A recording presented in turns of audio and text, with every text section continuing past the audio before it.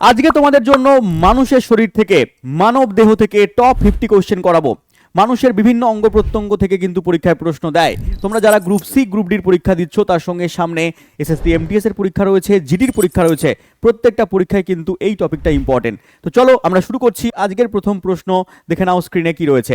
দেখো, মানব দেহের মোট পেশির সংখ্যা কত? পরীক্ষায় আসা প্রশ্ন এটা। তো মানব দেহের টোটাল পেশির সংখ্যা হচ্ছে 650-এর থেকেও বেশি। তো এখানে অপশান অনুযায়ী 631, 521, 431 এবং 721 রয়েছে। তাহলে তুমি নিজেই বলতে পারবে এখানে অপশান অনুযায়ী উত্তর আমার অপশান এ হয়ে যাবে। তো পেশির সংখ্যা অপশান অনুযায়ী আমাদের 631 হয়ে যাচ্ছে। নেক্সট প্রশ্ন চলে আসবো। বলেছে মানব দেহের বৃহত্তম পেশির নাম কি? সবচেয়ে বৃহত্তম পেশির নাম এখানে উত্তর হয়ে যাবে আমাদের গ্লুটিয়াস ম্যাক্সিমাস। কোথায় অবস্থান করছে স্যার? এ দেখো, গ্লুটিয়াস ম্যাক্সিমাস আমাদের ঠিক পিছন দিকে অবস্থান করছে। এটা মানব দেহের সবচেয়ে বৃহত্তম পেশি। নেক্সট কোশ্চেনে চলে এসো। মানব দেহের বৃহদন্ত্রের দৈর্ঘ্য কত? আমাদের দেহের বৃহদন্ত্র এর দৈর্ঘ্য মনে রাখবে 1.5 মিটার। স্যার এটা কোথায় অবস্থান করছে? দেখো, এই যে প্যাঁচানো প্যাঁচানো অংশগুলো রয়েছে এটা হচ্ছে ক্ষুদ্রান্ত, আর এই যে মোটা নালিকা দেখতে পাচ্ছ এখানে, এটা হচ্ছে তোমার বৃহদন্ত্র, যেটা সরাসরি আমাদের মলাশয়ে গিয়ে মুক্ত হয়েছে। তাহলে পায়ু ছিদ্রের মধ্যে গিয়ে মুক্ত হয়েছে, দৈর্ঘ্য 1.5 মিটারের কাছাকাছি হচ্ছে। নেক্সট প্রশ্নে চলে এসো। পরের প্রশ্ন দিয়েছে মানবদেহে ক্ষুদ্রান্তের দৈর্ঘ্য কত? ক্ষুদ্রান্ত কিন্তু দৈর্ঘ্যে বড় হয় এবং এ হচ্ছে অপেক্ষাকৃত সরু হয়। তাহলে সরু নালিকাগুলো দেখতে পাচ্ছ প্যাঁচানো অবস্থায় রয়েছে, এগুলোকে ক্ষুদ্রান্ত বলা হচ্ছে। এর দৈর্ঘ্য মোটামুটি তুমি ধরে নেবে 6 থেকে 9 মিটারের মধ্যে। 6 থেকে 9 মিটার অপশানের মধ্যে নেই, তো এখানে অপশান রয়েছে 7 মিটার। উত্তর হয়ে যাবে আমার অপশান বি, 7 মিটার।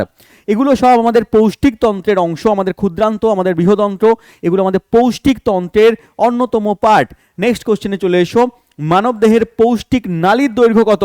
আমাদের দেহের যে পৌষ্টিক নালী সেটা শুরু হচ্ছে আমাদের মুখবিবর থেকে, একেবারে মুখ থেকে শুরু হয়ে আমাদের পায়ু ছিদ্র পর্যন্ত রয়েছে আমাদের টোটাল পৌষ্টিক নালী। তাহলে এর দৈর্ঘ্য কত হচ্ছে বাবা? এর দৈর্ঘ্য হয়ে যাচ্ছে আমাদের এখানে অপশান অনুযায়ী 12 মিটার।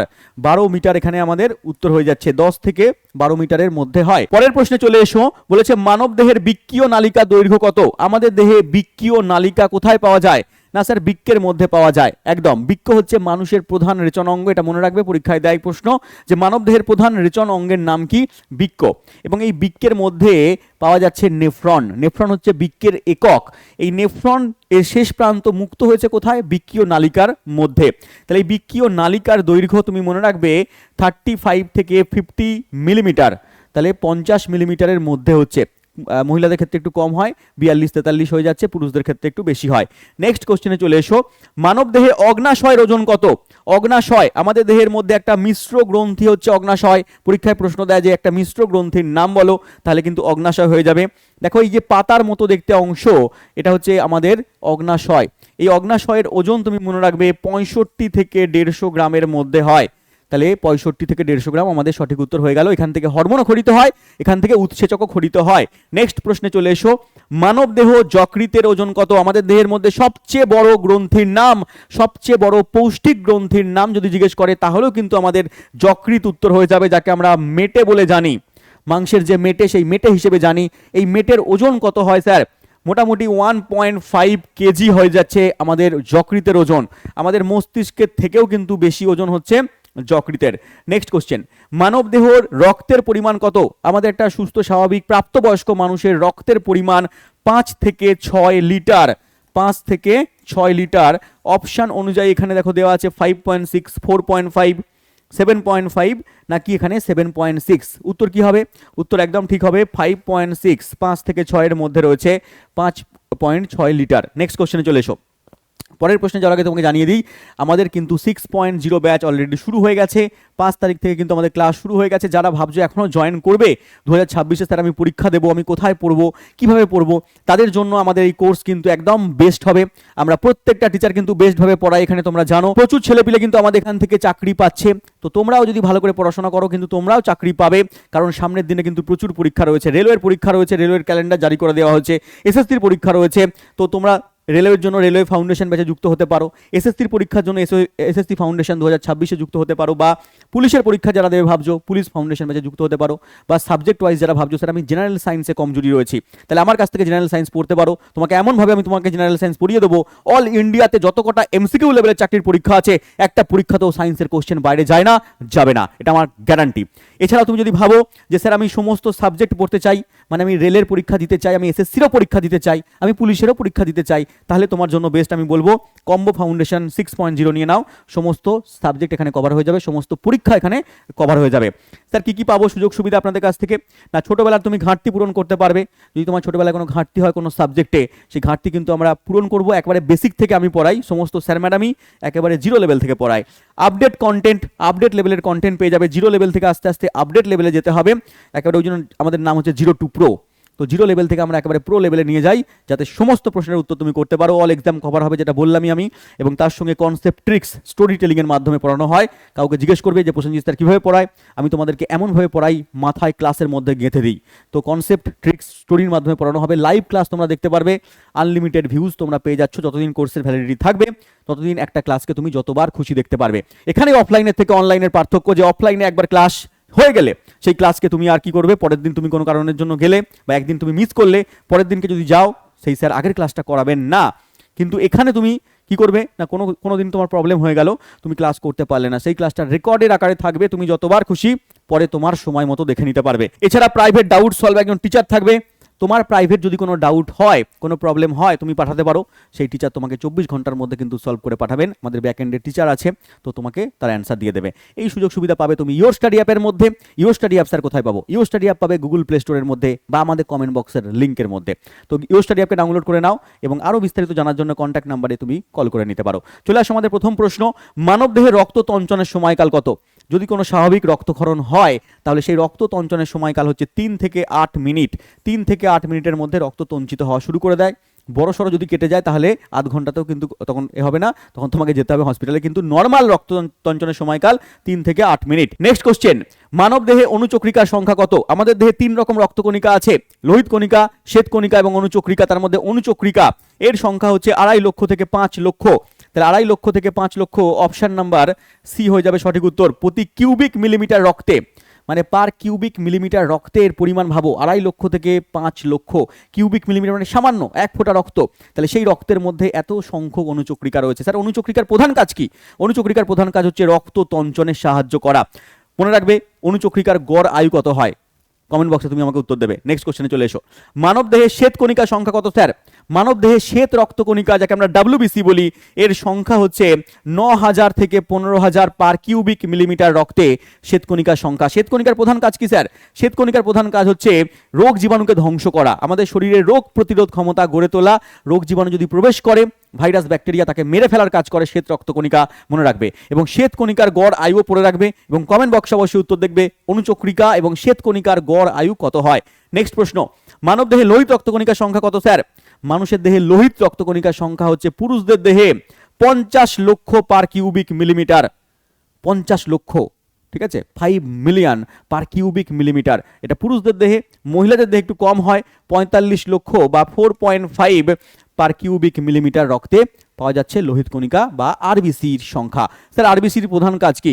আরবিসির প্রধান কাজ হচ্ছে মনে রাখবে অক্সিজেনকে বয়ে নিয়ে যাওয়া। আমরা যে অক্সিজেন গ্রহণ করি, হ্যাঁ, প্রশ্বাসের মাধ্যমে যে অক্সিজেন নিচ্ছি, সেই অক্সিজেনকে রক্তর লোহিত কণিকা হচ্ছে বয়ে নিয়ে যায় কোষে কোষে। নেক্সট কোশ্চেনে চলে এসো, স্যার মানব দেহে হিমোগ্লোবিনের মোট পরিমাণ কত? আমাদের দেহে হিমোগ্লোবিন কোথায় পাওয়া যায়?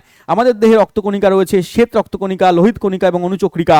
তার মধ্যে লোহিত কণিকার মধ্যে হিমোগ্লোবিন পাওয়া যায়, আর এই হিমোগ্লোবিনের জন্যই কিন্তু রক্তের রং হয় লাল। তাহলে এখানে উত্তর হয়ে যাচ্ছে 14 থেকে 15 মিলিগ্রাম পার 100 মিলিলিটার রক্তে। 100 মিলিলিটার রক্তের মধ্যে 14 থেকে 15 মিলিগ্রাম হিমোগ্লোবিন পাওয়া যায়। আর হিমোগ্লোবিনের ভেতরে একটা ধাতু পাওয়া যায়, তার নাম হচ্ছে এফি বা আয়রন বা লোহা, এটাও মনে রাখবে। নেক্সট কোশ্চেন বলেছে, বাম অলিন্দ নিলয় সংযোগস্থলে কোন কপাটিকা আছে?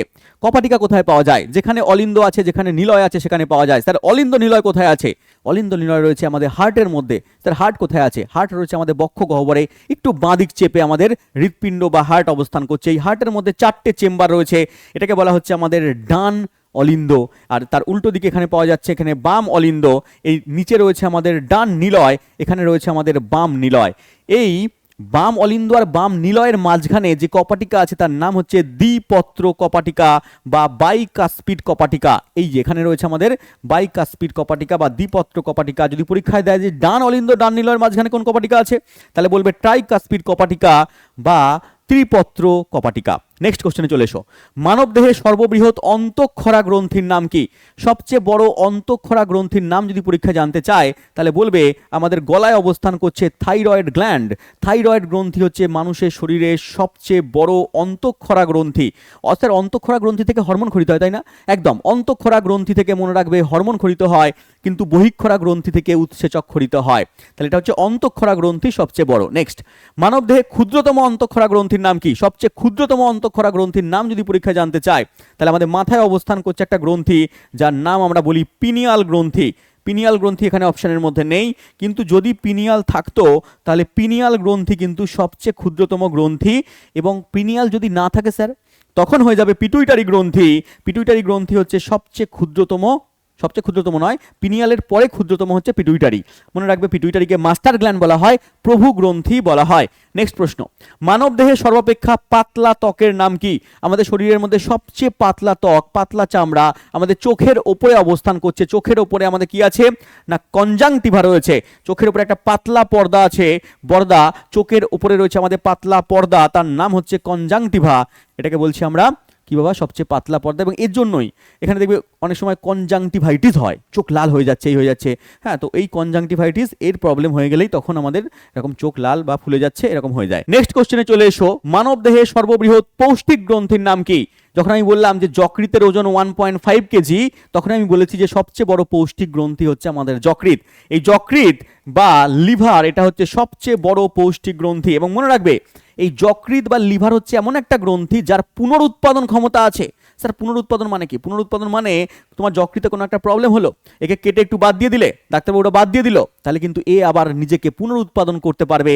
আমাদের শরীরের মধ্যে এমন একটা গ্রন্থি যে পুনরুৎপাদন করার ক্ষমতা রাখে, সেটা হচ্ছে লিভার। নেক্সট কোশ্চেন, পরের প্রশ্ন বলেছে মানব দেহে ক্ষুদ্রতম পৌষ্টিক গ্রন্থির নাম কি? আমাদের দেহের মধ্যে সবচেয়ে ক্ষুদ্রতম যদি জিজ্ঞেস করে পৌষ্টিক গ্রন্থির নাম, তাহলে বলবে আমাদের পাকস্থলিতে অবস্থান করছে অক্সিন্টিক গ্রন্থি। এটা হচ্ছে আমাদের সবচেয়ে ক্ষুদ্রতম গ্রন্থি, এবং এই গ্রন্থি থেকেই HCl হাইড্রোক্লোরিক অ্যাসিড পাকস্থলী থেকে টপ টপ টপ করে পড়ছে HCl। তাহলে হাইড্রোক্লোরিক অ্যাসিড আমাদের পাকস্থলী থেকে নির্গত হচ্ছে কোন গ্রন্থি থেকে যদি জিজ্ঞেস করে? অক্সিন্টিক গ্রন্থি থেকে, মনে রাখবে। নেক্সট কোশ্চেন, মানব দেহে সর্ববৃহৎ লসিকা গ্রন্থির নাম কি? আমাদের শরীরে সবচেয়ে বড় লসিকা গ্রন্থির নাম হয়ে যাবে প্লীহা। প্লীহা হচ্ছে সবচেয়ে বড় লসিকা গ্রন্থি, যেখান থেকে লসিকা উৎপন্ন হচ্ছে। যেমন রক্ত সারা শরীরে ধমনী আর শিরার মাধ্যমে ছড়িয়ে পড়ছে, তেমন লসিকা হচ্ছে লসিকা বাহের মাধ্যমে সারা শরীরে ছড়িয়ে পড়ে। লসিকার মধ্যে কি পাওয়া যায়? শুধুমাত্র শ্বেতকণিকা পাওয়া যায়। যেমন রক্তের মধ্যে লোহিত শ্বেত অনুচক্রিকা পাওয়া যাচ্ছে, কিন্তু লসিকার মধ্যে কি পাওয়া যাচ্ছে? শুধুমাত্র শ্বেত রক্তকণিকা পাওয়া যাচ্ছে। নেক্সট, মানব দেহে স্বাভাবিক দেহের উষ্ণতা কত? আমাদের শরীরের স্বাভাবিক দেহের উষ্ণতা 98.6। 98.6 এখানে অপশনের মধ্যে আছে, নেই। 98.5 আছে, তো 98.5 ডিগ্রি ফারেনহাইট করে দেবে আমাদের দেহের স্বাভাবিক তাপমাত্রা। যদি এটা সেলসিয়াসে বলে দেয় তাহলে 37 ডিগ্রি সেলসিয়াস অপশানে দেওয়া থাকবে। যদি এটা কেলভিনে বলে দেয় তাহলে 310 কেলভিন উত্তর দেওয়া থাকবে। তাহলে তিনটে স্কেলেই মনে রাখবে, পরীক্ষায় কিন্তু দিতে পারে, খুব ইম্পর্টেন্ট প্রশ্ন। এবং মানুষের দেহের যে উষ্ণতা, এই উষ্ণতা কিন্তু সবসময় কনস্ট্যান্ট থাকে। যাদের বা যেসব প্রাণীদের দেহের উষ্ণতা সবসময় কনস্ট্যান্ট থাকে তাদেরকে আমরা বলি উষ্ণ রক্তের প্রাণী। উষ্ণ রক্তের প্রাণী হচ্ছে আমরা পক্ষী শ্রেণীর প্রাণীরা, কিন্তু সরীসৃপ বা উভচর শ্রেণীর প্রাণীদেরকে শীতল রক্তের প্রাণী বলে।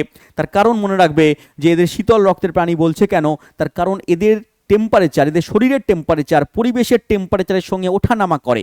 শীতকালে পরিবেশের টেম্পারেচার কম, ওদের দেহের টেম্পারেচার কমে যাবে। গরমকালে পরিবেশের টেম্পারেচার বেশি, ওদের দেহের টেম্পারেচার বেড়ে যাবে। তাহলে এই জন্য ওদেরকে কি বলা হচ্ছে? শীতল রক্তের প্রাণী, কিন্তু আমাদের টেম্পারেচার একই থাকবে। নেক্সট প্রশ্ন, মানব দেহের জন্মের সময় স্বাভাবিক শ্বাসগতি কত? যখন একটা শিশু জন্মায় তার শ্বাসগতি কিন্তু সবচেয়ে বেশি হয়। তার শ্বাসগতি মোটামুটি 40 থেকে 60 বার প্রতি মিনিটে হয়। তাহলে তার শ্বাসগতি বেশি হয়। যখন আস্তে আস্তে প্রাপ্তবয়স্ক হয় তখন তার শ্বাসক্রিয়ার হার কিন্তু কমে যেতে থাকে। তাহলে জন্মের সময় 40 থেকে 60 বার হয়ে যাচ্ছে, এবং যদি বলে 5 বছর বয়সে শ্বাসগতি কত, এটাও পরীক্ষায় দিয়েছে যে 5 বছর বয়স যখন হবে তখন শ্বাসগতি কমে যাবে 20 থেকে 40 বার হয়ে যাবে 5 বছর বয়সের মধ্যে। তারপরে যদি প্রাপ্তবয়স্ক হয়ে যায় সেটাও পরীক্ষায় দিয়েছে যে প্রাপ্তবয়স্ক মানুষের শ্বাসগতি কত। একসঙ্গে এক জায়গায় সমস্ত প্রশ্ন নিয়ে এসেছি মানবদেহ সম্পর্কে, ভালো করে ক্লাসটা করে গেলে এখান থেকে কিন্তু প্রচুর প্রশ্ন তুমি কমন পেয়ে যাবে। দেখো মানুষের প্রাপ্তবয়স্ক মানুষের শ্বাসগতি হচ্ছে, মনে রাখবে মোটামুটি 12 থেকে 20 বার দেওয়া হয়। এখানে অপশান দেওয়া আছে কত, 14 থেকে 18 হবে না, 14 থেকে 25 বেশি হয়ে যাচ্ছে, 14 থেকে 30 বেশি হয়ে যাচ্ছে, 14 থেকে 22, অপশান ডি সঠিক উত্তর। 14 থেকে 22 অপশান তোমাকে এরকম দিতে পারে যে 14 থেকে 20 দিতে পারে বা 10 থেকে 20 দিতে পারে, ঠিক আছে? তাহলে এরকমভাবে থাকে। তাহলে স্বাভাবিক মানুষের শ্বাসগতি হচ্ছে একটু কমে যায়। নেক্সট কোশ্চেন, মানব দেহে বিএমআর কত হয়? একটা মানুষের দেহের বিএমআর কত হয়? স্যার বিএমআর মানে কি? বিএমআর মানে মনে রাখবে basal metabolic rate. Basal metabolic rate একজন মানুষের প্রতি ঘন্টায় প্রতি বর্গ কিলোমিটার দেহতল থেকে, মনে রাখবে এটা হচ্ছে 40 কিলো ক্যালোরি। 40 কিলো ক্যালোরি উত্তর হয়ে যাচ্ছে আমার সঠিক। নেক্সট প্রশ্ন, মানব দেহে বিএমআর ক্যালোরি অনুসারে কত স্যার? আমাদের প্রতিদিন বিএমআর, আচ্ছা বিএমআর মানে একটু বলে দিই তোমাদেরকে, বেসাল মেটাবলিক রেট, তার অর্থ হচ্ছে তুমি কোনো খাদ্য গ্রহণ করার পরে 10 থেকে 12 ঘন্টা পরে যখন সম্পূর্ণ বিশ্রামরত অবস্থায় থাকবে, সম্পূর্ণ বিশ্রামরত শারীরিকভাবে আর মানসিকভাবে, তখন তোমার যত ক্যালোরি দরকার পড়বে শক্তি তোমার শরীরকে চালানোর জন্য। দেখো আমরা যখন ঘুমিয়ে থাকি তখন কিন্তু আমাদের ক্যালোরি নষ্ট হয়, আমরা শ্বাসকার্য করছি, আমাদের হার্টবিট ধুকপুক ধুকপুক করে যাচ্ছে। তাহলে আমাদের শরীরের এই অন্তক্রিয়া করার জন্য যে ক্যালোরি নষ্ট হয় তাকে আমরা বলি বিএমআর। ঠিক আছে বাবা? দেখো কোর্সের ভেতরে আমি ডিটেলসে পড়াই, ঠিক আছে? এখানে যেহেতু আমার কোশ্চেন আছে, হ্যাঁ 50টা কোশ্চেন করাতে হবে, তো কনসেপ্ট আমি এখানে কম দিতে পারছি। তো কনসেপ্ট পড়তে গেলে তোমাকে যেতে হবে অ্যাপের মধ্যে। তো 1 থেকে 2000 উত্তর হয়ে যাবে আমার এখানে সঠিক। 1 থেকে 2000 কিলো ক্যালোরি পার ডে হয়ে যাচ্ছে সঠিক। নেক্সট প্রশ্ন, মানব দেহে মস্তিষ্কের ওজন কত? খুব ইম্পর্টেন্ট প্রশ্ন, প্রচুর বার পরীক্ষায় দিয়েছে। আমাদের দেহের মস্তিষ্কের ওজন কত স্যার? দেখো মস্তিষ্কের ওজন হচ্ছে 1.36 কেজি, অনেক বইতে এটা 1.4 কেজিও দেওয়া আছে। তাহলে মানুষের মস্তিষ্কের ওজন কত হচ্ছে? 1.36 বা 1.4 কেজি হয়ে যাচ্ছে সঠিক উত্তর। নেক্সট প্রশ্ন, মানব দেহে সুষমা কাণ্ডের দৈর্ঘ্য কত? আমাদের দেহে যে সুষমা কাণ্ড তার দৈর্ঘ্য কত? আমাদের যে মেরুদণ্ড রয়েছে এই মেরুদণ্ডের চারপাশে কি রয়েছে? সুষমা কাণ্ড অবস্থান করছে। এই সুষমা কাণ্ডের দৈর্ঘ্য মনে রাখবে, সুষমা কাণ্ডের দৈর্ঘ্য হচ্ছে 42 থেকে 45 সেন্টিমিটার। 42 থেকে 45 সেন্টিমিটারের মধ্যে হচ্ছে আমাদের মানে মস্তিষ্কের পরবর্তী অংশ সুষমা কাণ্ড থেকে শুরু হচ্ছে। সুষমা শীর্ষক রয়েছে এখানে, তারপরে সুষমা কাণ্ড শুরু হচ্ছে 42 থেকে 45 সেন্টিমিটার পর্যন্ত। নেক্সট প্রশ্ন চলে এসো। পরের প্রশ্ন বলেছে মানব দেহে সুষমা স্নায়ুর সংখ্যা কত? সুষমা স্নায়ুর সংখ্যা হচ্ছে মনে রাখবে 31 জোড়া। 31 জোড়া রয়েছে আমাদের সুষমা স্নায়ু। আর করোটীয় স্নায়ু পরের কোশ্চেনেই রয়েছে, মানুষের দেহে করোটীয় স্নায়ুর সংখ্যা কত? না এটা হচ্ছে 12 জোড়া, মনে রাখবে 12 জোড়া করোটীয় স্নায়ু আর 31 জোড়া হচ্ছে সুষমা স্নায়ু। বারংবার পরীক্ষায় দিয়েছে, কোশ্চেন ঘেটে দেখতে পাবে। নেক্সট কোশ্চেন, মানব দেহের পিটুইটারি গ্রন্থির ওজন কত? আমাদের দেহের মধ্যে বললামই যে মাস্টার গ্ল্যান্ড কাকে বলা হচ্ছে? পিটুইটারিকে বলা হচ্ছে। পিনিয়াল গ্রন্থির পরে ক্ষুদ্রতম গ্রন্থি পিটুইটারিকে বলা হচ্ছে। সেই পিটুইটারি গ্রন্থির ওজন শুনলে তুমি অবাক হয়ে যাবে। এর ওজন হচ্ছে তোমার 0.8 গ্রাম অপশানে আছে, কিন্তু এখানে হয়ে যায় 0.6 থেকে প্রায় 0.9 গ্রামের মধ্যে। ভাবো 1 গ্রামের মধ্যে ওজন হচ্ছে তোমার পিটুইটারি গ্রন্থি, সে কিনা মাস্টার গ্ল্যান্ড, সমস্ত গ্রন্থিকে কন্ট্রোল করছে। তাহলে এখানে উত্তর হয়ে যাচ্ছে অপশন অনুযায়ী 0.8। নেক্সট কোশ্চেনে চলে এসো, মানব দেহের দীর্ঘতম স্নায়ুর নাম কি? আমাদের শরীরের সবচেয়ে বড় দীর্ঘতম স্নায়ুর নাম মনে রাখবে, আমাদের পুরো একেবারে কোমর থেকে শুরু করে পায়ের পাতা পর্যন্ত বিস্তৃত রয়েছে সায়াটিক স্নায়ু। কি বলা হচ্ছে এটাকে? সায়াটিক স্নায়ু হচ্ছে মানুষের দেহের সবচেয়ে বৃহত্তম স্নায়ু, এবং মনে রাখবে এই স্নায়ুর একক যদি পরীক্ষায় দেয়, স্নায়ুর একক হচ্ছে নিউরন। যেমন বৃক্কের একক নেফ্রন আর স্নায়ুর একক হচ্ছে নিউরন, মনে রাখবে। নেক্সট কোশ্চেন, মানব দেহের দীর্ঘতম কোষের নাম কি? মানব দেহের দীর্ঘতম কোষের নাম বলতে বলতে দিয়েছে যে স্নায়ু কোষ বা নিউরন। স্নায়ু কোষ বা নিউরন হচ্ছে মানুষের দেহের সবচেয়ে বড় কোষ। এখান থেকে প্রশ্ন দেয় যে মানুষের দেহের কোন কোষটা বিভাজিত হতে পারে না? মানুষের দেহের সমস্ত অঙ্গ প্রত্যঙ্গের কোষ বিভাজিত হতে পারে, কিন্তু একমাত্র এই স্নায়ু কোষ বা নিউরন বিভাজিত হতে পারে না। এ শুধু দৈর্ঘ্যে বাড়তে পারে, বিভাজিত হতে পারে না, সংখ্যায় বাড়বে না। যা সংখ্যায় ছিল জন্মের সময় তাই থাকবে, কমতে পারে, নষ্ট হয়ে যেতে পারে, কিন্তু বেশি হবে না। ক্লিয়ার? কেন হবে না তার কারণও বলে দিই। তার কারণ হচ্ছে সেন্ট্রোজোম বলে একটা কোষীয় অঙ্গাণু আছে। সেন্ট্রোজোম বলে কোষীয় অঙ্গাণুটা প্রাণী কোষ বিভাজন করতে সাহায্য করে, কিন্তু এর মধ্যে বা স্নায়ুকোষের মধ্যে সেন্ট্রোজোম থাকে না। নেক্সট কোশ্চেন, পরের প্রশ্ন দেওয়া আছে মানব দেহের মোট অস্থির সংখ্যা কত? তো জলের দরে ফলের রসের প্রশ্ন, কেউ পারবে না এমন নয়। 206খানা হচ্ছে মানুষের দেহে অস্থির সংখ্যা।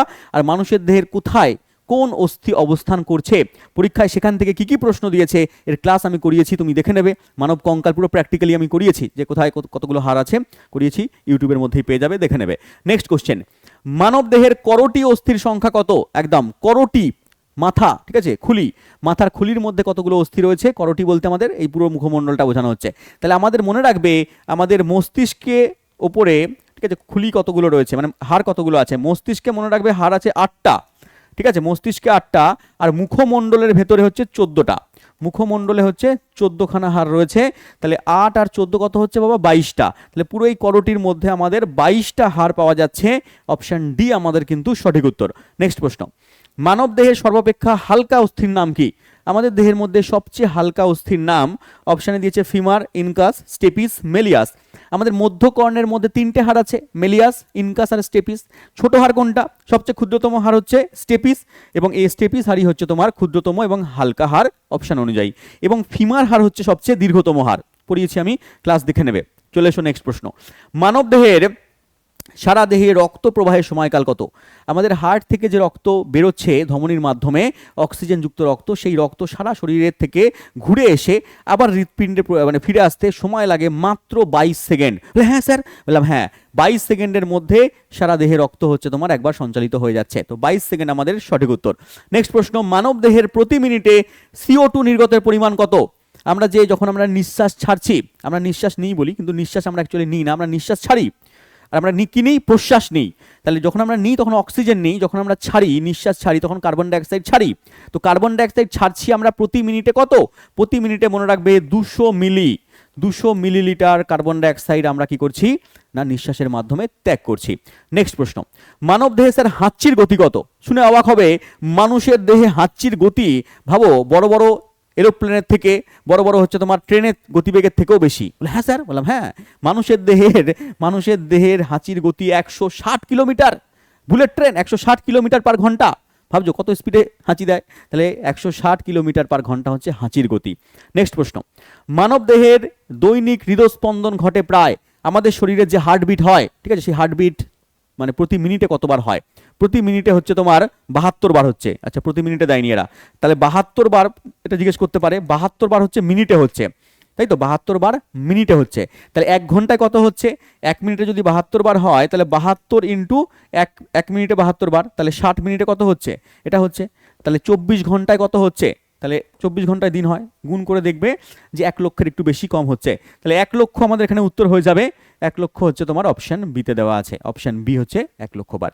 নেক্সট কোশ্চেন, একজন স্বাভাবিক ব্যক্তির রক্তচাপ কত হয়? একজন স্বাভাবিক ব্যক্তির রক্তচাপ, দুরকম রক্তচাপ হয়, একটা সিস্টোলিক চাপ, একটা ডায়াস্টোলিক চাপ। এই সিস্টোলিক ডায়াস্টোলিক চাপ হচ্ছে মনে রাখবে 120 হচ্ছে সিস্টোলিক চাপ, 80 হচ্ছে ডায়াস্টোলিক চাপ, তাই বলেছে 120/80 mmHg। নেক্সট কোশ্চেনে চলে এসো, বৃদ্ধ বয়সে রক্তচাপ বৃদ্ধির একটা কারণ কি? যখন মানুষের বয়স বেড়ে যায় তখন রক্তচাপ, ব্লাড প্রেশার অটোমেটিক বেড়ে যায়। তার কারণ কি? তার কারণ তখন এই ধমনির প্রাচীরের স্থিতিস্থাপকতা হ্রাস পায়, ধমনির প্রাচীরের স্থিতিস্থাপকতা হ্রাস পেয়ে যাচ্ছে, ধমনির প্রাচীর পুরু হয়ে যাচ্ছে, এর জন্য কি হচ্ছে? বৃদ্ধ বয়সে রক্তচাপ বেড়ে যায়। নেক্সট প্রশ্ন, রক্ত স্যার কিরকম কলা? রক্ত হচ্ছে একটা যোগ কলা, উত্তর হয়ে যাবে একটা বিশিষ্ট সংযোজক কলা। অপশন ডি আমাদের এখানে সঠিক উত্তর। নেক্সট কোশ্চেন, হৃৎপিণ্ডের অবস্থান কোথায়? হৃৎপিণ্ড কোথায় অবস্থান করছে? প্রথমেই বলেছিলাম যে আমাদের বক্ষ গহ্বরে, ঠিক বুকের মাঝখানে অবস্থান করছে না, একটু বাঁদিক চেপে অবস্থান করছে। তাহলে একটু বাঁদিক চেপে অবস্থান করছে, এখানে হয়ে যাবে বক্ষ গহ্বরে বাঁদিক চেপে অবস্থান করে। অপশন এ আমাদের সঠিক উত্তর। নেক্সট প্রশ্ন, রক্তচাপ মাপার যন্ত্রের নাম কি? আমাদের শরীরের যে রক্তচাপ, সেই রক্তচাপ ব্লাড প্রেশারকে মাপার যে যন্ত্র, তোমরা দেখবে এরকমভাবে, অনেকে তোমরা দেখেওছো, ঠিক আছে, হ্যাঁ, বাড়িতে বয়স্ক লোকেরা থাকলে এরকমভাবে হাতের মধ্যে পেঁচিয়ে দিল, ঠিক আছে, পাম্প করছে, এরকমভাবে ব্লাড প্রেশার মাপা হচ্ছে। এই যে যন্ত্রটা, এই যন্ত্রের নাম হচ্ছে স্ফিগমোম্যানোমিটার। স্ফিগমোম্যানোমিটার উত্তর হয়ে যাচ্ছে। এখন আবার ডিজিটাল বেরিয়ে গেছে, এগুলো অ্যানালগ ছিল আগেকার দিনে, এখন ডিজিটালও পাওয়া যায়। নেক্সট প্রশ্ন, প্রাণীদেহে রক্ত সংবহন তন্ত্রকে আবিষ্কার করেছিলেন? আমাদের শরীরে যে রক্ত সংবহন পদ্ধতি, যে হার্ট থেকে কিভাবে ধমনির মাধ্যমে সারা দেহে রক্ত ছড়াচ্ছে, আবার সেটার মাধ্যমে কিভাবে কার্বন ডাইঅক্সাইড যুক্ত রক্ত হৃৎপিণ্ডে আসছে, হৃৎপিণ্ড কিভাবে আবার সেই কার্বন ডাইঅক্সাইডকে ফুসফুসের মাধ্যমে বার করে দিচ্ছে, আবার কিভাবে ফুসফুস অক্সিজেনকে নিয়ে সেটা হৃৎপিণ্ডে পাঠাচ্ছে, এই যে সংবহন পদ্ধতি, এটা আবিষ্কার করেছিলেন উইলিয়াম হার্ভে, বিজ্ঞানী হচ্ছে William Harvey, option number C আমাদের সঠিক উত্তর। নেক্সট প্রশ্ন, হৃৎপিণ্ডের পেশিকলাকে বাইরের দিক থেকে ঘিরে রাখে। আমাদের হৃৎপিণ্ডের মধ্যে যে পেশি আছে না, সেই পেশি কিন্তু ঐচ্ছিক পেশি নয়, অনৈচ্ছিক পেশি। কারণ তোমার ইচ্ছার উপরে ডিপেন্ড করবে না। তুমি যদি ভাবো বাবা একটু দাঁড়িয়ে যাও, রেস্ট নাও, ও রেস্ট নেবে না, ও কি করবে, সবসময় ধুকপুক ধুকপুক করতেই আছে। তাহলে হৃৎপিণ্ডের যে পেশি সেটা অনৈচ্ছিক পেশি মনে রাখবে, এবং সেই অনৈচ্ছিক পেশির উপরে যে আবরণ রয়েছে সেটাকে আমরা কি বলি, পেরিকার্ডিয়াম বলি। কি বলি আমরা, পেরিকার্ডিয়াম বলি। কিন্তু দেখো এখানে পেরিকার্ডিয়াম অপশনের মধ্যে নেই, তাহলে স্যার কি হবে? পেরিকার্ডিয়ামের মধ্যে আবার 3টে স্তর আছে। প্রথমেরটার নাম এপিকার্ডিয়াম, মাঝেরটার নাম মায়োকার্ডিয়াম, শেষেরটার নাম হচ্ছে এন্ডোকার্ডিয়াম। তাহলে পেরিকার্ডিয়াম অপশানে যদি না থাকে তাহলে উপরে আছে এপিকার্ডিয়াম, তারপরে মায়োকার্ডিয়াম, তারপরে এন্ডোকার্ডিয়াম। তাহলে সবচেয়ে বাইরের স্তরের নাম কি, epicardium. Clear, option C. Next question, Rh factor কে আবিষ্কার করেছিলেন? আরএইচ ফ্যাক্টর, এই আরএইচ ফ্যাক্টরের উপর ভিত্তি করেই রক্তের গ্রুপ কিন্তু পজিটিভ আর নেগেটিভ হয়। মনে করো এ ব্লাড গ্রুপের রক্ত রয়েছে, কারোর দেহের মধ্যে এ ব্লাড গ্রুপের রক্ত রয়েছে, এর মধ্যেও এ ব্লাড গ্রুপের রক্ত রয়েছে। এবার এর মধ্যে এ ব্লাড গ্রুপের সঙ্গে আরএইচ ফ্যাক্টর আছে, তাহলে এ হয়ে যাবে এ পজিটিভ। আর এর মধ্যে এ ব্লাড গ্রুপের রক্ত রয়েছে, এর মধ্যে আরএইচ ফ্যাক্টরটা নেই, তাহলে এ হয়ে যাবে এ নেগেটিভ। এরকমভাবে পজিটিভ নেগেটিভ করা হয়। তাহলে এই আবিষ্কার করেছেন আরএইচ ফ্যাক্টর, এনার নাম হচ্ছে কার্ল ল্যান্ডস্টেইনার। ইনি রক্তের গ্রুপও আবিষ্কার করেছেন, এবিও পদ্ধতি, রক্তের গ্রুপও আবিষ্কার করেছেন, আরএইচ ফ্যাক্টরও আবিষ্কার করেছেন। নেক্সট কোশ্চেন, স্যার স্বাভাবিক রক্তে হিমোগ্লোবিনের পরিমাণ কত? প্রথমে বলেছিলাম 14 থেকে 15 মিলিগ্রাম, 14 থেকে 15 মিলিগ্রাম। এখানে পার্সেন্টেজে দিয়েছে 14 থেকে 15 অপশানে নেই, 14.5 দেওয়া আছে, তো 14.5% আমার এখানে সঠিক উত্তর হয়ে গেল। ক্লিয়ার? তো আজকে আমরা 50টা প্রশ্ন কিন্তু করে ফেললাম। 50টা প্রশ্ন মানব দেহের ওপরে ছিল। তো মানব দেহ থেকে যারা আজকে 50টা প্রশ্ন করলে, এই প্রশ্নগুলো কিন্তু প্রত্যেকটা পরীক্ষায় ইম্পর্টেন্ট সামনের দিনে। তো দেখা হচ্ছে আমাদের এরকম ইম্পর্টেন্ট ক্লাস নিয়ে। ততক্ষণ ভালো থেকো, থ্যাংক ইউ, জয় হিন্দ।